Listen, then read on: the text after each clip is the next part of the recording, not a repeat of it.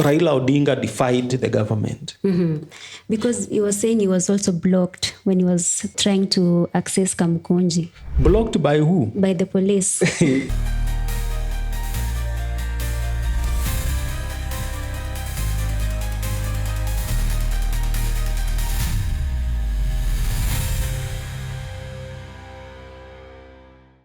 How is Saba Saba 2025 going to influence the current political climate?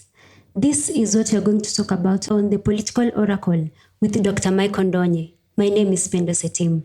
Karibu sana daktari. Thank you, Pendo. Uko aje leo? Niko poa. Before we begin our discussion, maybe you can talk about where did Saba Saba begin? Yeah, I think Saba Saba is something that was mentioned especially to Gen Zs this time around. Yeah. It's not something that they are conversant with. But of course, it has been in Kenyan history for the longest time. And we begin with where it started. Yeah, actually, where it all began. The year was 1990, July 7th.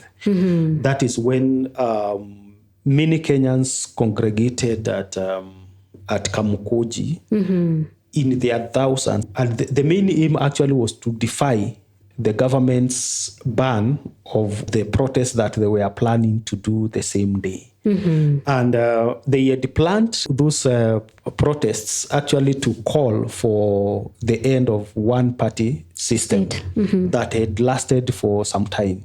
So one thing we need to know about Saba Saba, of course, it is July 7th. That is Saba. Saba is the July, and 7th is the date 7 of 1990. It was a day of government defiance.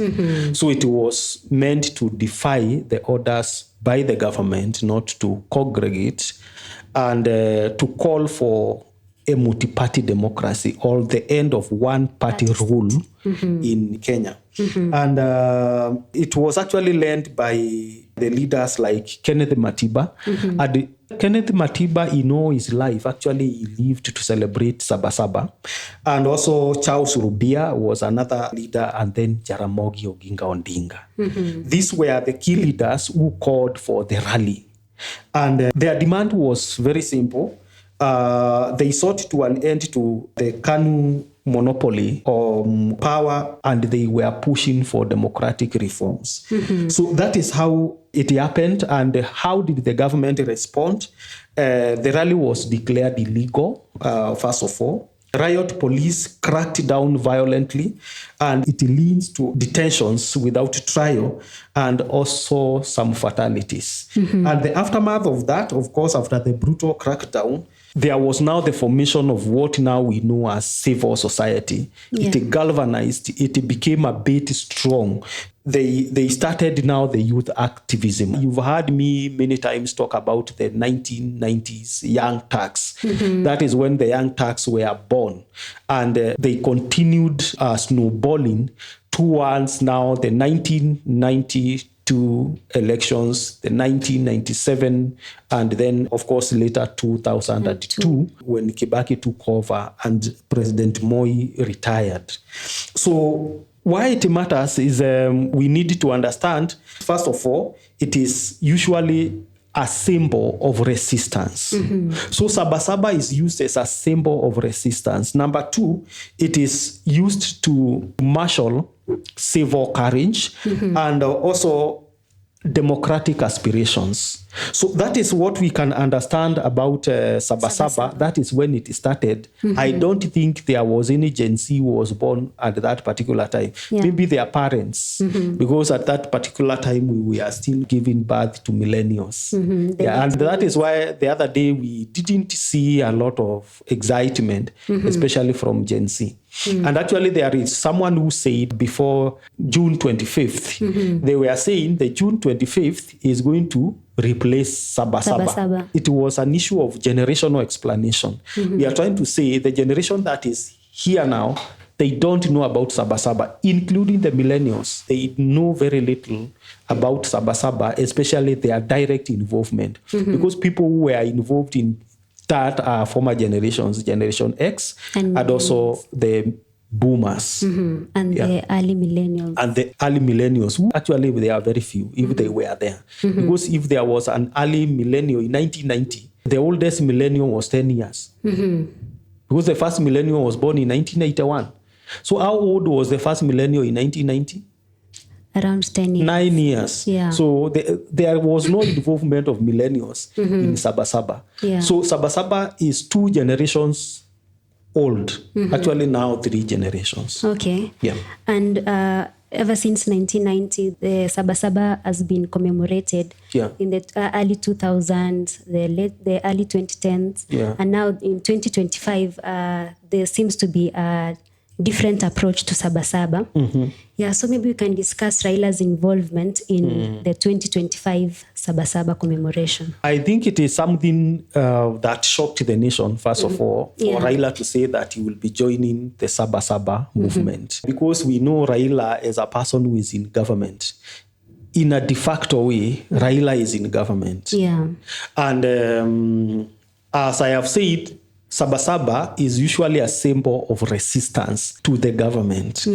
So by him saying that he was going to take part in Sabasaba, it was seen as a kind of resisting even the orders of the government to stop the protests. Remember, this was coming at a time when Gen Zs had engaged in June 25th anniversary protests where some life was lost, properties were destroyed, the economy was held at a standstill, and the government is out to crack down protests. And then Raila comes here to say there are upcoming protests and I am going to take part of it. It was actually a kind of a defiance to the government. And at the end of it, we can interpret it 2 ways. Either the government was part of the people who were organizing for the Sabasaba, or Raila Odinga defied the government.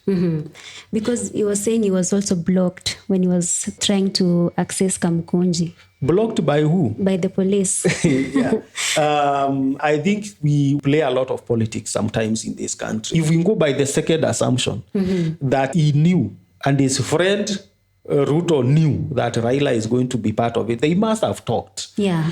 And that is why sometimes we say who benefited from the Saba Saba. Because as we speak now, including Gen Zs, no one is favoring protests.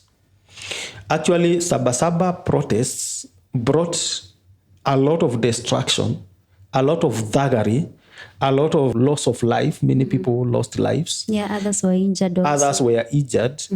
More than 25th. Yeah. Actually, June 25th was a bit organized and a bit peaceful. But it is Sabasaba that has now given the government a license to crack down any protests in the future.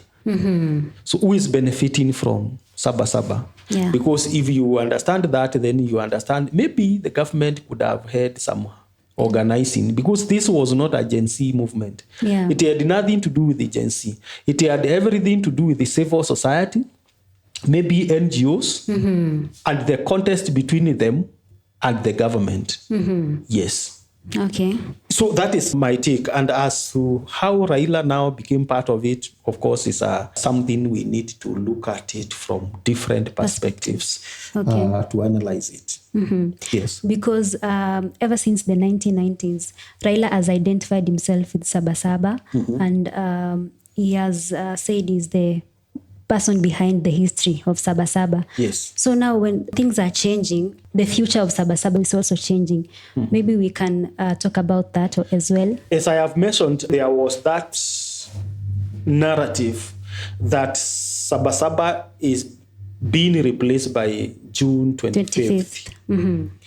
That one statement means a lot to the future of Sabasaba. It means Sabasaba is of an older generation.